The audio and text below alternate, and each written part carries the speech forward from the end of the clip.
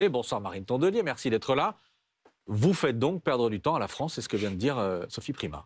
Il faut avoir le moral bien accroché quand même pour rester zen et inflexible en entendant ce genre de phrase. Parce que sur l'écologie, la réalité c'est que c'est du sabotage organisé ce qui s'est passé sur le budget d'écologie. On avait un budget qui, on le sait, est insuffisant. En février dernier, Gabriel Attal, je ne sais pas si vous vous rappelez, a fait 10 milliards de coupes budgétaires par décret, comme ça, hop, d'un trait de plume. Sur ces 10 milliards d'économies budgétaires, sur tout le budget de l'État, il a fait 2 milliards d'économies sur l'écologie. 20% des économies étaient sur l'écologie, qui ne représente pas 20% du budget de la France. Donc en fait, on s'était pris, en gros, les balles perdues. Ensuite vient le budget Barnier, 2 milliards aussi de coupes budgétaires sur l'écologie. Ce budget Barnier est censuré, le gouvernement tombe, pas que sur des raisons écologiques, mais pour nous en grande partie. Arrive François Bayrou, avec qui on a des discussions stupéfiantes, on vient lui parler. Il est installé à Matignon depuis quelques jours, on lui dit qu'allez-vous faire? Il nous parle de ces pistes cyclables à Pau, et on dit mais on ne parle pas au maire de Pau, on parle au Premier ministre, qu'allez-vous faire? Mais, j'ai aussi fait des réseaux chaleur à Pau. Ok, d'accord, bon. Et pour le budget de l'État? Et puis on n'est pas déçus, puisque quand le budget arrive au Sénat, là, pour le coup, avec le gouvernement Bayrou aux manettes, c'est 1,3 milliard de baisse supplémentaire pour l'écologie. Alors j'ai entendu le collègue socialiste Philippe Brun sortir de commission mixte paritaire en disant on a arraché 300 millions en plus pour l'écologie. Enfin oui, quand on enlève 3,3 milliards et qu'on retrouve 300 millions, on a quand même perdu 3 milliards entre-temps pour l'écologie. Et donc quand la ministre me dit là que franchement on a fait perdre du temps à l'écologie, je vais vous dire, ce gouvernement a censuré en fait l'écologie dans le budget. Il était très logique que les écologistes censurent ce gouvernement. Vous voulez dire que sans les socialistes, ça aurait été pire? Pas sans les socialistes, parce que je peux vous dire que les réunions auxquelles ils étaient, nous y étions aussi.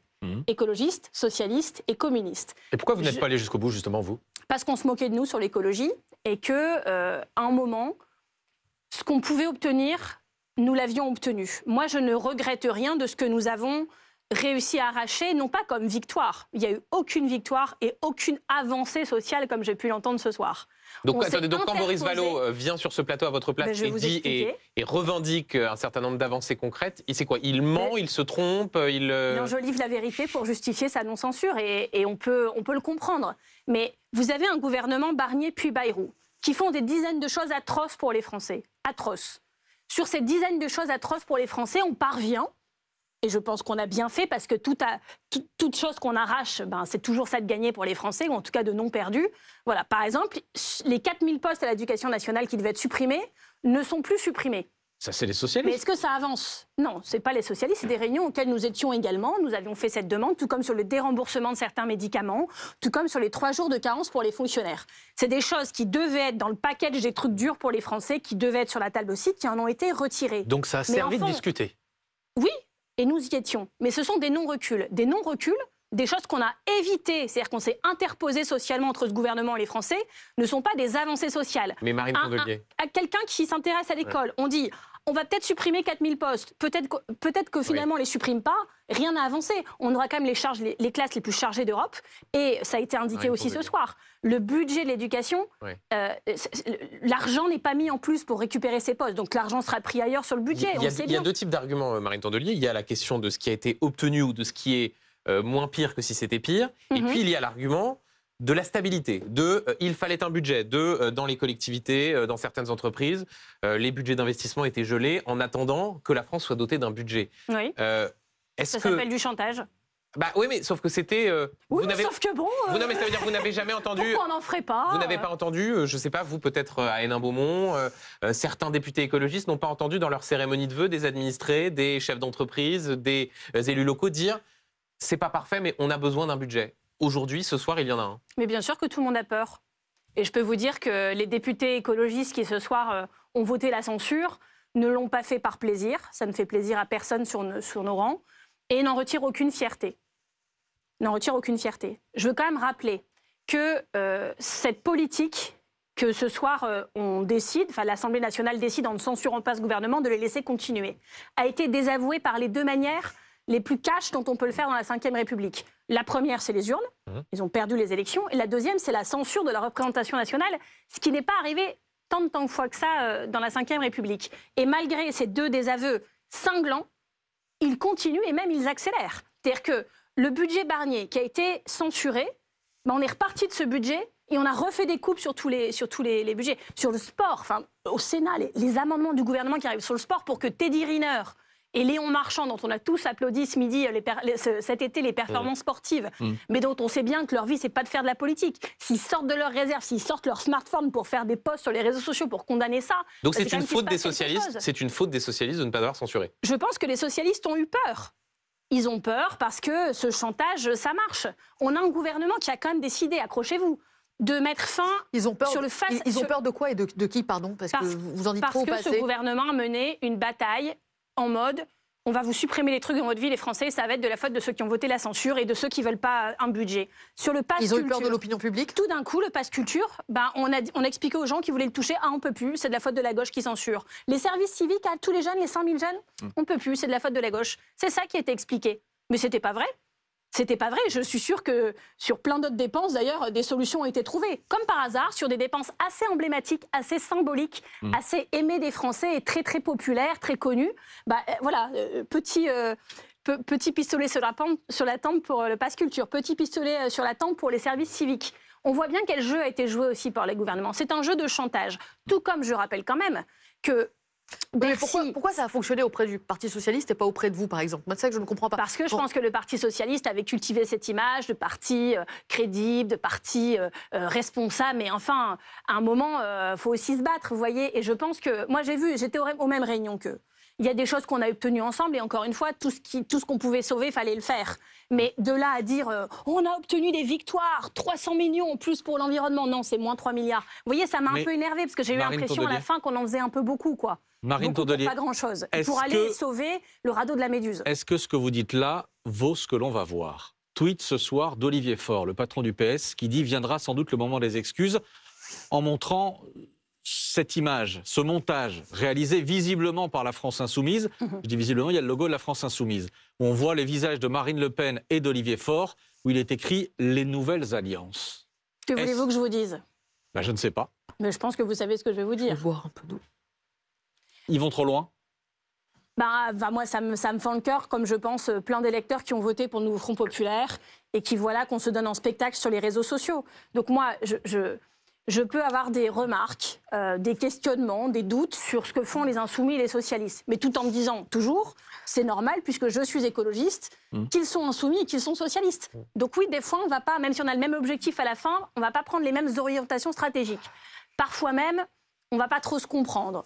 Moi, il y a des contorsions que je n'ai pas trop compris. Je pense que ça se voit dans ce que je vous dis ce soir. Mais enfin, réserver ses coups les plus durs à ses partenaires politiques, même si on considère que ce soir, on est fâchés. C'est ce que font les insoumis ce soir? Je vais vous dire, si on mettait une taxe sur les mots durs de gens de gauche envers d'autres gens de gauche, on pourrait résorber peut-être même le déficit de la France. Donc c'est une erreur de renvoyer dos à dos Marine Le Pen et Olivier Faure? Ça me peine, parce qu'en fait, le nouveau Front Populaire, c'est quoi à la fin? C'est une promesse qu'on a faite cet été. Et cette promesse, c'est notre patrimoine commun, à nous, à gauche et chez les écologistes, et je parle là de nos électeurs. Et donc, si on remet ça en question, si tous les matins on dit « retenez-moi ou je fais un malheur », si c'est ça, il n'y a plus de NFP. Il y en a un, je l'ai quand même entendu dire ces 3 dernières semaines, tous les jours, que alors là, c'est sûr, là, c'est terminé. Mais alors demain, alors là, s'ils font ça, c'est encore plus terminé. C'est qui? C'est Jean-Luc Mélenchon? Enfin, franchement, mais vous savez de qui je parle, mais en fait, c'est fatigant. Non, mais j'essaie de traduire pour les téléspectateurs. Tout le monde a compris, vous inquiétez pas. Elle ne veut plus prononcer son nom. Non, mais vous ne voulez même plus dire, effectivement. Les spectateurs ont très bien compris de qui je parlais. Mais vous voyez, à un moment, tout ça est dangereux parce que si, à la prochaine élection présidentielle, que je pense être en 2027, mais j'ai aussi compris qu'il fallait se préparer à tout le temps. Si à la prochaine présidentielle, on ne gagne pas l'élection, si même c'est le Rassemblement national qui gagne, parce qu'on n'arrive pas à s'interposer comme on a réussi à le faire au mois de juillet, et j'en suis très très fière qu'on ait eu ce sursaut collectif. Mais en fait, c'est la France qui fait naufrage, mais derrière, c'est l'Europe qui bascule. Mais alors, ça veut dire... Dans un monde qui est en train de s'abîmer, dans lequel on est quelque part le dernier continent où ça continue à peu près de tenir. Et c'est tragique pour l'humanité et pour l'habitabilité de la planète. Parce que quand on voit ce que fait Trump, ce que font ses copains en Amérique du Sud, ce que font ses copains en Europe, ça fait flipper quand même d'un point de vue environnemental. Mais quand on vous entend, Marine Tondelier, on va tous très mal terminer quand même. Il y a effectivement une vraie nuance avec la France Insoumise. Est-ce que ça veut dire qu'à vos yeux, ce soir, malgré le fait de ne pas avoir voté la censure, le PS fait-il, oui ou non, toujours partie du nouveau Front Populaire à vos yeux? Je ne pense pas qu'il y ait un tribunal qui décide, toi tu sors, toi tu rentres. C'est une volonté commune. Donc en fait, on a ce soir plusieurs chemins. Mais vous dites le PS est toujours dans le nouveau Front Populaire, oui ou non? Je vais vous répondre. je vous dis que soit on hurle tous toute la journée, mais quelle catastrophe, c'est terminé, ah, ils m'ont poignardé, je peux plus les voir, jamais je serai dans une salle avec eux. Ok, bah c'est la fin, alors on se le dit. Soit on décide, et c'est la ligne très claire des écologistes, que tout ça est surmontable. Est-ce que ça va être facile? Est-ce que ça va encore me coûter cher en pizza? Est-ce que on va galérer pour mettre tout le monde dans la même caisse? Quand vous entendez Jean-Luc Mélenchon, François Hollande, vous vous dites vraiment c'est surmontable? Mais c'est pas, comment dire, c'est qu'on va devoir le surmonter. Le nouveau Front populaire, si on l'étrique, si on enlève des gens, on perd.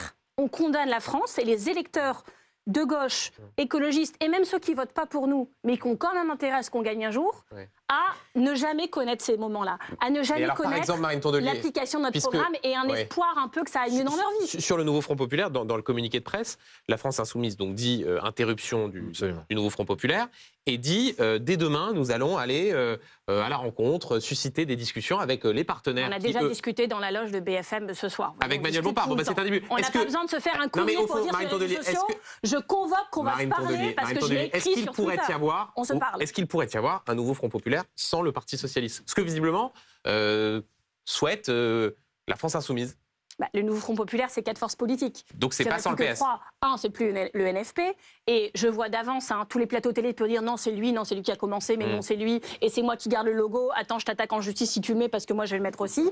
Donnons-nous un spectacle. Ce sera ridicule. Et c'est, vu les enjeux, franchement, moi, ça me fait mal. Et je pense que plein de personnes qui nous regardent à la télé, qui ont mis ce bulletin dans l'urne, sont d'accord avec moi. Donc moi, je vous dis une chose simple. J'ai été chiante cet été. Très chiante. Je le sais. Non. Si. Non. Si. Et donc, je vous fais la promesse de continuer à l'être. Parce qu'en fait, je tiens à ce qu'on a fait cet été et je pense que la plupart des Français sont dans le même cas. C'est comme ça que vous engagez la discussion avec les gens? Mais ils le savent, ils me connaissent. Et donc, je m'engage à être très pénible parce qu'on n'a pas le choix. Je m'engage à dire que oui, il faut une candidature unique de la gauche et des écologistes. Et c'est que celui qui dit... Vous êtes la seule à continuer à le défendre. Hein, Mais vous allez voir, je vais le faire jusqu'au bout. Et puis celui qui dit, bah non, moi j'y vais tout seul, et ben les autres peuvent faire une candidature commune. Vous voyez, il n'y a pas de... Donc tout ça est assez tragicomique quand même. Et vous avez entendu Manuel Bompard, il a dit si demain il y avait une nouvelle dissolution avec des socialistes qui n'ont pas censuré, il faudra mettre des candidats contre eux. Vous dites on mettra des candidats contre les socialistes qui n'ont pas censuré? Je dis que je ne vais pas passer chaque émission à menacer la moitié de mes partenaires et que je préférerais, et je pense que nos électeurs préfèrent ça aussi, me concentrer sur la droite et l'extrême droite ce soir. Et les 3/4 des questions que j'ai eues pour l'instant, j'en ai eu un petit peu sur François Bayrou quand même, je vous remercie. Et après, c'était Jean-Luc et Olivier Faure et François Hollande. J'en ai une dernière, mais vous allez voir, elle est facile. Mais vous me promettez que c'est la dernière, après on peut parler du Rassemblement national. Je parle que pour moi, je ne parle pas pour mes camarades. Je ne parle pas du plateau tant que je n'ai pas parlé de Vous inquiétez pas, Laure Lavalette arrive juste derrière, donc il y aura forcément à un moment donné... Non, tu ne vas pas en parler comme moi, si vous voyez ce que je veux dire. C'est sûr. Vous avez dit nos désaccords sont surmontables. Est-ce que ça passe par ce qu'a aussi dit Manuel Bompard en interpellant Boris Vallaud, en disant revenez à la raison, votez les motions de censure de la semaine prochaine, puisqu'il y a de nouvelles occasions de censurer le gouvernement de François Bayrou sur le texte de la sécurité sociale. Est-ce que pour vous, le rendez-vous crucial se joue là aussi, ou est-ce que s'il ne vote pas, vous dites bon, bah c'est pas grave, il y aura d'autres moments pour se rabibocher? Les Verts ne fonctionnent pas par ultimatum. C'est pas un ultimatum, c'est un rendez-vous. On peut empiler des ultimatums toute la semaine. C'est pas un ultimatum, c'est un rendez-vous. On ne va pas dénouer la situation. Nous, on procède par discussion, par désescalade, en essayant de comprendre que, je le dis souvent, l'écologie, c'est pas que dans la couleur de ma veste. Je vais poser ma question différemment, de façon ouverte. Oui, mais je vous réponds. Comment vous retissez le dialogue? On croit en la biodiversité. C'est-à-dire que dans un écosystème, dans tout écosystème dans le monde, il y a de la richesse, il y a de la diversité. Et donc, arrêtons de vouloir que les socialistes soient moins socialistes, que les insoumis soient moins insoumis, que les communistes deviennent écologistes et que les écologistes deviennent communistes. On est des familles différentes. Je respecte ça. Ma question, c'est autour de quel objet, de quelle façon vous allez réussir à renouer le dialogue? Avec Lucie Castet, on a lancé une initiative qui s'appelait Gagnons ensemble, où il y a beaucoup de monde qui est venu nous dire merci. Il y a plus grand monde qui défend Lucie Castet aujourd'hui. Vous entendez tout à l'heure Manuel Bompard, on posait la question de savoir, Neila posait la question de savoir ce qui se passait si François Bayrou tombait. Oui, et il répondait, oh bah là, ça sera président de la République. Non mais de dire Lucie Castet sera à Matignon demain ou pas, et Lucie Castet n'existe plus dans la vie politique française, c'est deux choses un peu différentes. Moi je peux vous dire que quand Lucie Castet et Marine Tondelier disent ensemble, nous pouvons gagner en 2027 et on va l'organiser, je peux vous dire qu'on est remercié tous les jours dans la rue. Il n'y a plus que la présidentielle pour vous pas dans les avions parce qu'on ne les prend pas tout le temps. Parce qu'en fait, les gens, ils se rappellent de ce qu'on a fait et ils veulent qu'on continue. C'est ça la vérité. Et donc, avec Lucie Castet, on a réussi à organiser un événement, les Vœux de la Victoire, le 29 janvier dernier, dans un contexte très dur où tout le monde avait dit si lui vient, moi je viens pas, et s'il fait ci, nanana. Bon, ils étaient tous là. Et dans le public, je peux vous dire qu'à l'applaudimètre, on a bien senti ce que voulaient les gens qui étaient venus aussi. Il y avait plus de 1000 personnes. Hein. C'est ça qu'on a à faire. On doit mener la bataille culturelle sur toute la France, dans toute la France, tout le temps. On doit écouter les Français. Moi, hier, j'étais encore dans un village de 5000 habitants à Carignan, sur les Bordeaux. J'étais à Corrèze, dans la Marne, quelques semaines avant. Je fais des vœux inversés, c'est-à-dire que pendant 1 heure, je me tais et j'écoute ce que la salle a à dire. C'est long, je ne sais pas s'il y a beaucoup de politiques qui y arrivent. Je me tais, j'écoute le chasseur, l'agriculteur, le maire, la maman à la sortie de l'école. J'écoute tout ce qu'ils ont à dire. Même entre eux, du coup, ils commencent à s'embrouiller. Et ensuite, on répond ce qu'on a à leur expliquer. On dit parfois, les partis politiques, vous n'arrivez plus à vous entendre. Mais comprenons quand même que c'est la France qui est fracturée. Cette Assemblée nationale ingouvernable, dit-on, c'est les Français qui l'ont élue. J'ai même vu cette semaine qu'au sein du 440, entre, j'oublie toujours ses prénoms, Charles-Édouard Leclerc, Michel-Édouard Leclerc et Bernard Arnault, même eux, c'était un match de catch, quoi. L'autre qui dit c'est une honte que tu veuilles quitter la France, et ben je fais ce que je veux, je vais aux États-Unis. Enfin, vous voyez, même au sein du 440, ça se déchire. Donc, ce que je dis en tant qu'écologiste, c'est que on se calme. Michel-Édouard Leclerc, il n'est pas côté au 440. Il n'est pas au 440. Oui, mais bon, il est quand même pas loin par rapport à moi. Vous voulez dire en termes de revenus personnels, oui. Les riches, les pauvres, par rapport à nous tous ici. Hein, ça, il a autorité en matière économique. J'ai vu que vous aviez appuyé sur un petit bouton pour me fact-checker. Vous avez bien fait, j'avais pas trompé. Ça s'appelle un privilège exorbitant. Exactement. Moi aussi, je veux bien un petit bouton avec mon équipe dans la loge. Vous pouvez essayer, mais ça ne marchera pas. Mais tout ça pour vous dire que ce pays est fracturé, que nous, en tant qu'écologistes, ce qu'on veut, c'est le réparer, l'apaiser, et on veut protéger les Français. Dans les villes que l'on dirige aujourd'hui, on est occupé toute la semaine à améliorer le quotidien et à rendre possible les lendemains, parce qu'on en est là. Et vous êtes seule, Marine Tondelier, vous êtes seule sur avec cet objectif-là. Quand Manuel Bompard dit, Marine Tondelier, quand Manuel Bompard dit ne pas voter la censure, ce n'est pas surmontable. Pour nous, ça met un point final à tout cela. Mais vous n'allez pas vous attendre à ce que les insoumis ne soient pas insoumis. C'est logique qu'ils le soient. C'est leur moteur, c'est ce qui les caractérise. Enfin, tout ça ne vous étonne pas et ne m'étonne pas. Mais vous ne pouvez pas me demander de ne plus espérer, de ne plus essayer. C'est comme ça qu'on va y arriver. Moi, il y a une citation que j'aime beaucoup. Il y en a deux. Il y a « C'était impossible » et du coup, ils l'ont fait.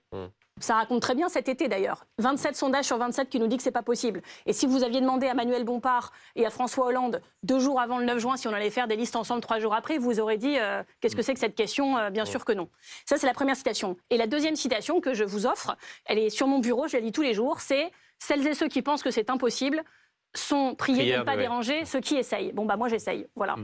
Et si vous voulez essayer avec nous, vous nous rejoignez. Vous disiez tout à l'heure que vous vouliez aussi parler du Rassemblement national. Ça tombe bien, Laure Lavalette va vous succéder sur ce plateau dans un instant. J'ai pas parlé mais justement, petite obsession. Et je fais la vous savez, petite obsession. Qu'est-ce que vous voulez dire à Laure Lavalette ce soir qui, donc, elle et les autres députés du Rassemblement national n'ont pas voté la censure, ne vous ont pas suivi aujourd'hui?